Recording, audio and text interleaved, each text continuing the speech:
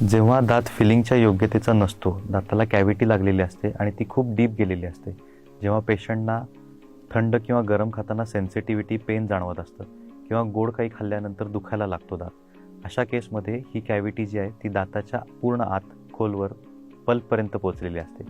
अशा केसमध्ये आपल्याला दाताचं रूट कॅनल करावं लागतं. रूट कॅनलमध्ये आपण दाताची नस पूर्ण काढून टाकतो आणि दाताचं structure as it is preserve केलं जातं. बरेच प्रश्न विचारतात की ह्या दातांवरती कॅप बसवणं गरजेचं आहे का? तर डेफिनेटली ह्याच्यावरती कॅप बसवणं गरजेचं आहे, कारण दाताचा पल्प ज्यावेळी आपण काढून टाकतो तेव्हा त्याच्यामधलं कॅल्शियम सप्लाय किंवा त्याचा ब्लड इंटेक, कॅल्शियम इंटेक थांबतो आणि मग हे दात ब्रिटल होतात, हे दात तुटू शकतात. तर अशा दातांच्या रूट कॅनलची ट्रीटमेंट किंवा त्याच्यावरचे कॅप बसवण्याची ट्रीटमेंट आपण आपल्या implant and dental clinic, Nagala Park, Kolhapur येथे प्रोव्हाइड करतो.